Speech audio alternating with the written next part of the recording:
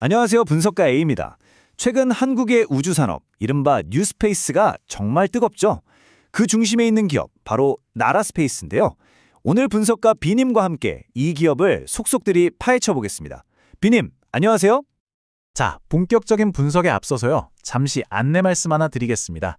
종목 분석이 필요하신 분은 화면에 보이는 번호 010-6297-0760으로 종목명, 매수가, 비중을 문자로 남겨주세요. 저희가 장대 양봉의 기운을 팍팍 담아서 성심성의껏 분석해 드리겠습니다. 네, 반갑습니다. 분석가 B입니다. 오늘 나라스페이스를 제대로 한번 알아보려고 하는데요. 보시는 것처럼 크게 5가지 흐름으로 따라가 볼 겁니다. 이 회사가 대체 어떤 회사인지부터 시작해서 기술력, 시장 상황, 그리고 제일 궁금해하실 돈 이야기와 투자 포인트까지 하나씩 알차게 짚어보시죠. 좋습니다. 그럼 바로 첫 번째 주제부터 시작해 볼까요? 뉴스페이스 시대의 강자라고 했는데 사실 이 뉴스페이스라는 말 자체가 좀 생소할 수 있거든요. 이게 우리가 알던 기존의 우주 개발이랑은 뭐가 다른 개념인가요? 그거 아주 좋은 질문입니다. 옛날에는 우주 개발하면 뭐였죠? 국가가 주도하는 거대한 프로젝트였잖아요. 막대한 돈과 시간을 쏟아붓는. 하지만 뉴스스페이스는 완전히 다른 판입니다.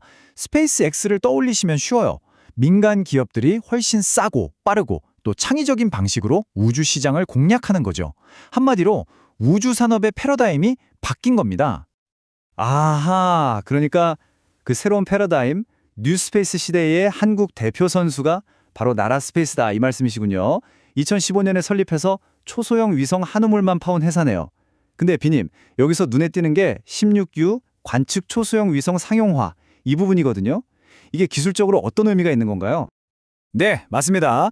그 기술력을 가지고 그럼 도대체 어떻게 돈을 버느냐?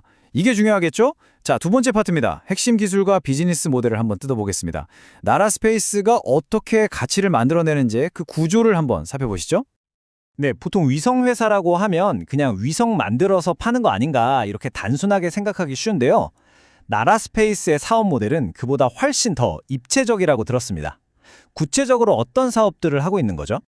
네, 나라스페이스의 사업은 크게 두 갈래로 나뉩니다. 업스트림과 다운스트림인데요. 아주 쉽게 설명드리면 업스트림은 위성을 직접 설계하고 만들고 쏘아 올리는 일종의 하드웨어 제조업이고요. 다운스트림은 그 위성이 우주에서 찍어보낸 데이터를 가공해서 판매하는 서비스업이라고 보시면 됩니다. 이 두 가지를 모두 직접 다 한다는 게 이 회사의 가장 큰 경쟁력인 거죠. A님 말씀처럼 이 두 가지를 다 하려면 결국 기술력이 뒷받침되어야 하잖아요. 그래서 제가 가장 인상 깊게 본 부분이 바로 이겁니다. 나사, 그러니까 미 항공우주국에서 기술력을 평가하는데 거기서 최고 등급인 TRL-9을 받았다는 점이에요. B님, 이 TRL-9이라는 게 어느 정도 수준이라고 봐야 할까요? TRL9는 한마디로 실전에서 검증 끝났다라는 뜻입니다. 그리고 그 검증의 결과물이 바로 스페이스 헤리티지 확보예요. 우주 산업에서는 이 우주에서 성공해본 경험, 이게 정말 중요하거든요. 이력이 없으면 아무도 일을 안 맡기죠. 나라스페이스가 2023년에 스페이스X 로켓으로 위성을 성공적으로 쏘아 올리면서 이 업계에서 가장 중요한 경력 증명서를 따낸 셈입니다. 기술력과 사업 모델이 아주 탄탄하군요. 그럼 이제 이 회사가 뛰고 있는 운동장, 즉 시장이 얼마나 큰지 한번 봐야겠죠? 세 번째 섹션에서는 이 시장의 성장 가능성에 대해 이야기 나눠보겠습니다. 네, 그 전에 잠시 쉬어가는 의미에서 다시 한번 안내 말씀드릴게요. 종목 분석이 필요하시다면 010-6297-0760 번호로 종목명, 매수가, 비중을 적어서 문자 보내주세요.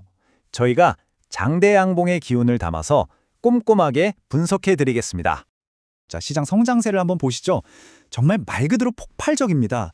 그래프를 보시면 지난 10년간 쏘아 올린 소형 위성 수보다 앞으로 10년간 발사될 위성 수가 비교가 안 될 정도로 많을 것으로 예상되죠.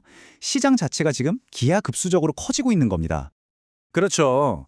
위성 개수만 늘어나는 게 아니라 시장 규모, 그러니까 돈의 크기도 엄청나게 커집니다. 향후 10년간 이 소형 위성 시장이 우리 돈으로 약 150조 원 규모로 성장할 전망인데요. 지난 10년에 비하면 3배 이상 커지는 거예요. 나라스페이스가 뛰어든 이 시장의 파이가 어마어마하게 불어나고 있다는 뜻이죠.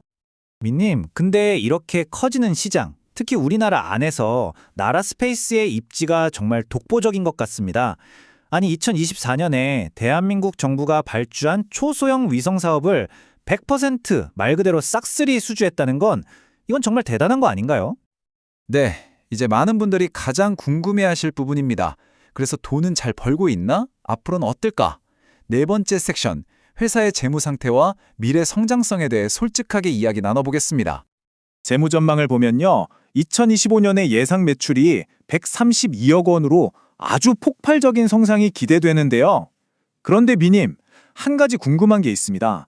매출이 이렇게 크게 늘어나는데도 영업 손실은 여전히 69억 원으로 예상이 되거든요. 이건 우리가 어떻게 해석해야 할까요?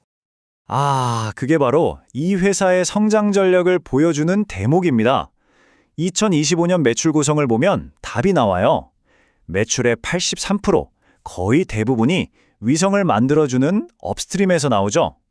이건 뭘 의미하냐면 아직은 진짜 돈이 되는 데이터 판매, 즉 다운스트림 사업을 본격적으로 키우기 위해 투자를 하고 있는 단계라는 뜻입니다. 지금의 적자는 미래를 위한 투자라고 봐야죠. 자, 이제 드디어 마지막 섹션입니다. 지금까지 우리가 나눴던 모든 이야기들을 종합해서 실제 투자자의 관점에서 뭘 주목해야 하는지 핵심 포인트만 딱딱 짚어드리겠습니다. 투자자라면 좋은 점만 볼 순 없죠. 단기적인 리스크부터 짚고 넘어가야 합니다. 바로 오버행 리스크라는 건데요. 상장하고 나서 15일, 그리고 딱 한 달 뒤에 대규모 물량이 시장에 풀릴 수 있습니다. 유통주식 수가 갑자기 늘어나면 단기적으로 주가에 부담이 될 수 있으니까요. 이 날짜들은 달력에 꼭 체크해 두셔야 합니다. 하지만 그런 단기적인 우려를 잠재울 만한 아주 강력한 포인트도 있습니다. 바로 이 확정된 발사 일정입니다. 2025년 말부터 거의 분기마다 위성을 쏘아 올리는데요. 이게 무슨 뜻이겠습니까? 매출이 이미 정해져 있다는 뜻입니다. 불확실성이 큰 이 우주 산업에서 이렇게 매출 가시성이 높다는 건 엄청난 강점이죠. 그리고 바로 이게 나라스페이스가 그리는 큰 그림, 최종 목표입니다. 자체 위성망을 2031년까지 무려 84기까지 늘리는 계획이죠. 자체 위성이 많아지면 많아질수록 어떻게 될까요? 아까 말씀드린 고수익 사업, 데이터 장사, 즉 다운스트림 사업이 본격적으로 커지는 겁니다. 단순한 위성 제조업체를 넘어서 진짜 우주 데이터 플랫폼 기업으로 거듭나는 거죠. 네, 오늘 분석이 거의 마무리되어 가는데요. 마지막으로 한 번 더 안내 말씀드립니다. 종목 분석이 필요하시면 화면에 보이는 번호 010-6297-0760으로 종목명, 매수가, 비중을 남겨주세요. 저희가 장대 양봉의 기운을 담아서 성심성의껏 분석해드리겠습니다. 오늘 나라스페이스의 기술력부터 시장 잠재력, 그리고 투자자로서 고려해야 할 리스크와 기회까지 정말 꼼꼼하게 다 짚어봤습니다. 비님 오늘 긴 시간 감사했습니다. 결국 이 모든 조각을 맞춰보면 마지막엔 이 질문 하나가 남는 것 같습니다. 과연 나라스페이스는 한국의 스페이스X가 될 수 있을까요? 이 질문에 대한 답은 앞으로 시장이 보여주겠죠. 오늘 분석은 여기까지입니다. 감사합니다.